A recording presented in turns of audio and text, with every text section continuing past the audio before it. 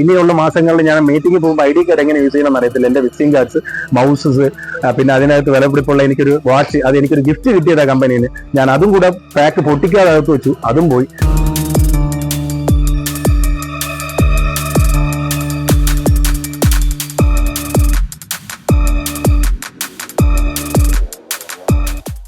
Kattakada KSRTC ഡിപ്പോയിൽ യാത്രക്കാരൻ്റെ bag നഷ്ടപ്പെട്ട സംഭവത്തിൽ അന്വേഷണം ഊർജിതമാക്കി പോലീസ്.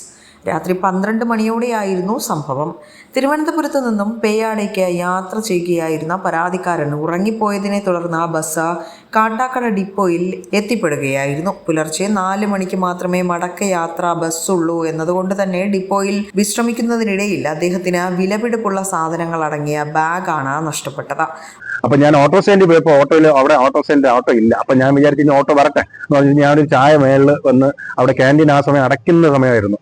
അപ്പൊ ആ ക്യാൻറ്റീനിൽ ചായ കുടിച്ചിട്ട് ഞാൻ അവിടെ ഒരു വൈറ്റ് ഷർട്ടിൽ ആ സമയം പോയപ്പോൾ ഒരു 7-8 ചെയർസ് ഉണ്ടായിരുന്നു. അതായത് 3 ചെയർ വെച്ചിട്ട് 8 ചെയറിലും ആളുകൾ ഇരിക്കുകയായിരുന്നു.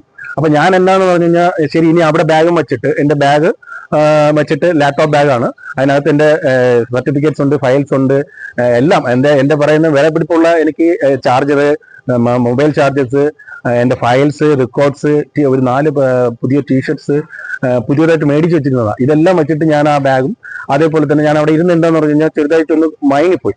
അപ്പൊ ഞാൻ വിചാരിച്ചു അവിടെ അപ്പുറത്തിപ്പുറത്ത് ആളിരിക്കുന്നതുകൊണ്ട് എല്ലാവരും ഉണ്ടല്ലോ എന്നുള്ളൊരു കോൺസെപ്റ്റിലാണ് ഞാൻ ഇരുന്നത്.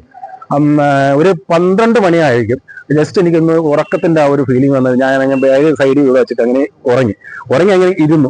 ഉറങ്ങിയിരുന്ന് ജസ്റ്റ് ഒന്ന് ഷെയ്ഡായപ്പോൾ എനിക്ക് ഒരു എന്തോ നല്ല ഫീലിംഗ് തോന്നി ഉറക്കത്തിന്റെ. കാരണം ഞാൻ 2-3 ദിവസം കൊണ്ട് മീറ്റിങ്ങിന്റെയും പ്രിപ്പറേഷൻ അങ്ങനത്തെ കുറെ തിരക്ക്, ഉറക്കമില്ല. ആ ഒരു പ്രഷറുണ്ട്. കാരണം മന്ത്ലി മീറ്റിംഗ് എന്നൊക്കെ പറയുമ്പോൾ നമുക്ക് നല്ല പ്രഷറാണ്. അപ്പം മീറ്റിംഗിൽ പ്രസന്റേഷൻ ചെയ്യേണ്ടതുണ്ട്. അപ്പൊ അത് കഴിഞ്ഞിട്ട് നമ്മൾ പോയ സമയങ്ങളിൽ ഇവർ വന്ന് ഈ പറയുന്ന അവിടെ ഇരിക്കുന്ന ആളുകളെല്ലാം പോയതൊന്നും ഞാൻ അറിയത്തില്ല. അത് കഴിഞ്ഞ് കുറെ നേരം കഴിഞ്ഞ ശേഷം ഇവർ വന്ന് എനിക്ക് 2-3 പേര് അവിടെ അങ്ങോട്ടും ഇങ്ങോട്ടും പോകുന്നത് കണ്ടു. അപ്പൊ എനിക്ക് എന്തൊരു ഡൗട്ട് തോന്നിട്ട് ഞാൻ എൻ്റെ ബാഗ് എൻ്റെ കാലിന്റെ അവിടെ വെച്ചിട്ട്, കാല് മേളിൽ വെച്ചിട്ട് ഞാൻ അങ്ങ് കയറി കിടന്നു. എന്നിട്ട് ഞാൻ ഉറങ്ങിയിട്ടില്ല. എന്നാലും ജസ്റ്റ് ഒന്ന് എനിക്കൊരു എന്താ പറയണ്ടേ, ഒരു ചെറിയ സ്ലീപ്പിംഗ് കിട്ടിയതുകൊണ്ട് ഞാൻ പെട്ടെന്ന് കണ്ണടഞ്ഞൊരു 10-15 മിനിറ്റേ ആയിട്ടുള്ളൂ. എൻ്റെ കാലിന്റെ അവിടെ എന്തോ ഞാൻ കാലിന്റെ അവിടെ മറ്റേ ബാഗിന്റെ താഴെ മേലിന്റെ കമ്പി ഉണ്ടായിരുന്നു. ആ കമ്പിയിലാണ് വെച്ചിരുന്നത്. എന്തോ ഒരു ഇളുക്കണ കണ്ടു. അതിനുശേഷം എൻ്റെ മൊബൈല് ഈ സൈഡിലായിരുന്നത് അതും പോയിക്കണ കണ്ടു. ഞാൻ എനിക്ക് ആ ഉറക്കത്തിന് മാറി ഞാൻ തിരിഞ്ഞു നോക്കുമ്പോൾ ഒരാള് ബാഗ് കൊടുത്തുണ്ട് പോകുന്നുണ്ട്. അതിന്റെ ബാഗ്, എൻ്റെ മൊബൈല്, എൻ്റെ ചാർജസ്. എൻ്റെ മൊബൈൽ എന്ന് പറയുന്നത് എനിക്ക് ഏകദേശം ഒരു 10-27,000 രൂപ ഇപ്പൊ പുതിയ ഒരു മേടിച്ചിട്ട് 1 വർഷമേ ആയിട്ടുള്ളൂ. അതിന്റെ ഇതുവരെ കഴിഞ്ഞില്ല, എൻ്റെ വാലിഡിറ്റി വരെ കഴിഞ്ഞിട്ടില്ലായിരുന്നു. അത് കഴിഞ്ഞിട്ട് എൻ്റെ ബാഗിൽ വിലപിടിപ്പുള്ള എൻ്റെ ലൈഫേ അതിനകത്തായിരുന്നു, അതും പോയി. അതേപോലെ തന്നെ എൻ്റെ ATM card, 4 ATM card, 1 credit card, 4 പോയി. അതിന്റെ കൂടെ തന്നെ എനിക്കൊരു 700 രൂപ ക്യാഷ് ആയിട്ടുള്ളൂ. അത് കഴിഞ്ഞിട്ട് എൻ്റെ KSRTCന്റെ കാർഡുണ്ട്, അത് ഞാൻ റിന്യൂവേഷൻ ചെയ്യുന്നുണ്ട്. എല്ലാ തവണയും 5000 വെച്ച് റിന്യൂവേഷൻ ചെയ്യും, അതും പോയിട്ടുണ്ട്. അതിന്റെ കൂടെ തന്നെ ഇനി ഒരു കാര്യം കൂടെ പോയതെന്ന് പറഞ്ഞാൽ എൻ്റെ വിലപിടിപ്പുള്ള ID കാർഡ്. എനിക്ക് കമ്പനിയിലെ ID കാർഡ് അവർ 1 ഇയറിൽ ഒരിക്കൽ പ്രൊവൈഡ് ചെയ്യുള്ളൂ.